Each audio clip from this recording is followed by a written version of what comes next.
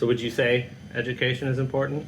I would say education is very important, no matter what you do. No matter what you do. So we're here with Sergeant Major Mike Hensley, the Command Senior Enlisted Leader of the U.S. Naval Community College. I am Chief Xander Gamble, and welcome back to this episode of Pass the Word. Today we're going to talk about the importance of education, right? Let's start off with the big heavy question. Why? Why should sailors, Marines, and Coast Guardsmen get an education? You should always get an education. One, I'm kind of referencing a couple other episodes and conversations before, but exercising your mind is just as important as exercising your body. Always learning to think, to expand your think capabilities, to expand your critical think capabilities, but also the why is when you seek an education and you start communicating with other people, be it in person like we are today, or in a chat box, or virtually, or whatever means you're communicating with individuals, you really learn to start you enhance and improve your communication skills.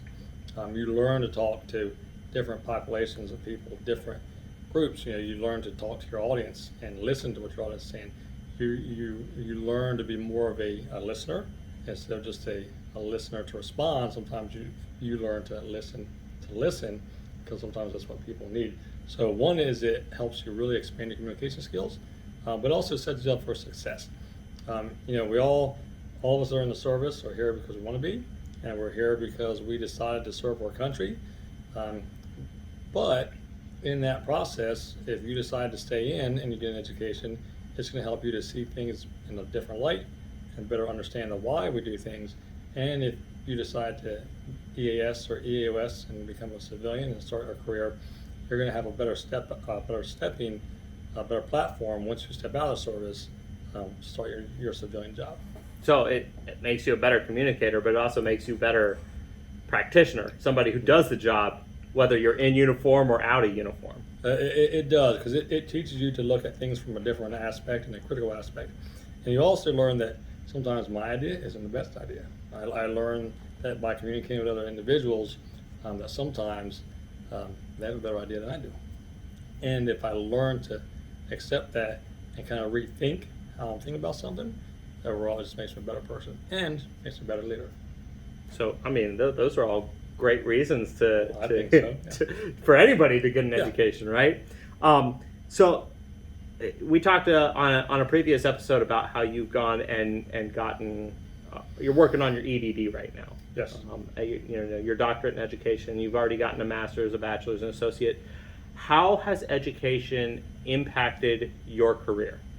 So the impact to the career is, one, it allows you to be a better leader. I'd say that's the best impact is it allows you to look at things from a different perspective, and really to meet people where they need to be met at, instead of you saying you meet me where I'm at because you have to come here.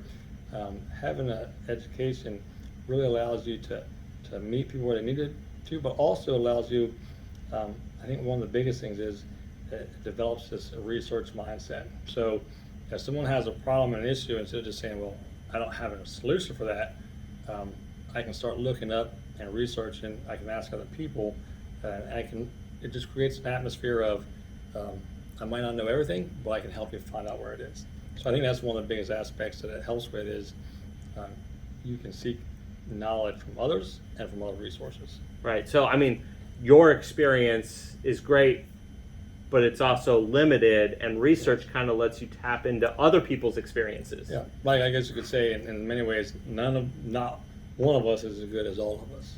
And it's that whole team mindset, whether it's Navy Marine Corps team, naval integration and naval relevance, whether it's Marines and the fire team and a squad, or whether it's individual on a nuclear ship and they're making sure that the submarine's going. It develops just a team mindset. Yeah, I had a boss when I was at a previous duty station, and her phrase was always, it's good for me, it's good for you, it's good for we. Right? So education is another one of those things, right? It's good for we. It is, and it allows you to One, set a great example. I have several kids.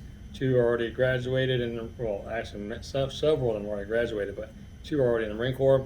And just for them to be able to see the example, and other Marines and sailors see an example of, hey, you do all this, you do your deployments, you do your job, you have children, you have a spouse, and you still find time to seek self-improvement. It sends an important message. For all those that you have influence over. Yes, but yeah, because sometimes the biggest hindrance, barrier to individuals seeking education is fear. They're scared to do it, and they're worried about, I don't have the time to do it. But in leadership positions, if you provide an example of you do have time, that might be the extra little nudge or the example, because we're all supposed to set the example. That may be the example that they need in order to say, okay, hey, I can do this. Not I think I can do it, but I can do this because they see somebody else doing it. And then they get in the routine, and then it just becomes another part of their life. And that becomes another part of their life, and it's just built into their schedule. And it really, I'm a firm believer that education, especially asynchronous type of programs that we at the NCC have, really helps develop an individual's self-discipline and their time management and their self-reliance, because they do have to build that into their schedule. They have to make sure it becomes kind of their normal routine, and they do have to make sure that they manage their time, so that when they're doing work, they're also doing their schoolwork. So then almost like the hardest part of getting an education is that start, that initial start. I think the start is the hardest, and even for myself, going from, not just the start, but when you go from degree to degree, you know that there's going to be an increased workload. You know there's going to be increased requirements. And there's even some hesitancy there. You're like, how can I do this? And you're like, yep, I can do it. And you start. So but that hesitancy, that initial barrier is the start. Taking that first step is probably one of the hardest. So what has helped you overcome that initial start barrier in your life? For me, it was just a desire to, that lifelong learning aspect. Never wanting to stop. Always wanting to improve. And then really wanting to set the example, not just for Marines and sailors, but also for my kids. Just wanting to set the example for them that you don't ever have to stop. You can always continue to better yourself. That journey of lifelong learning. Lifelong learning. So tell me, do you have a time in your career that you can think of where you have been able to take your education that you've been learning in the classroom and apply it in the work? Several occasions. One that kind of sticks out though is there was a time frame when we were looking at how to change enlisted PME, some enlisted educational programs, and having some experience in teaching, and then having some experience in my learning and some of the schools and the courses that I went to. I was able to help, be an integral part of that team of transition some programs and making them more applicable to a technological and information age, applies to an industrial age learning platform. So that was probably the one where I see it the most. And other aspects is when you go out on different duty stations, you go out on I&I duty, inspector instructor duty for the Marine Corps. You're an active duty Marine working with SMCR Marines, but you're in the middle of civilian communities. Having some improved communications and aspects will allows you to be able to connect with people. You learn to talk civilian instead of just Marine or sailor language. Okay, so basically education is important because not only does it make you a better communicator, but it also helps make you a better leader and a better practitioner, both in your uniform as well as after the service. You've had your education impact your career directly by providing opportunities and by making you a better thinker, a better communicator, a better leader, and has helped you grow to the point where you're now able to take things that you've learned in the classroom and apply it to your job. Yes. And those are the kinds of things we do with the Naval Community College, right? To provide those opportunities for sailors, Marines, and Coast Guardsmen to earn that education, but it's a naval relevant education, which means we get that relevance sooner. Yeah, when you talk about the experiences I've had in my educational journey, and then Education Command and Marine Corps University to here. And here we look at, like you said, the naval relevant, the naval study certificates, and how those apply to what we do in the naval, in the maritime services. How do we integrate? How are we intertwined? What's our laws and policies? What's our titles that we're allowed to execute? What are ships allowed to do? Why do we have Navy and Marine Corps and the Coast Guard?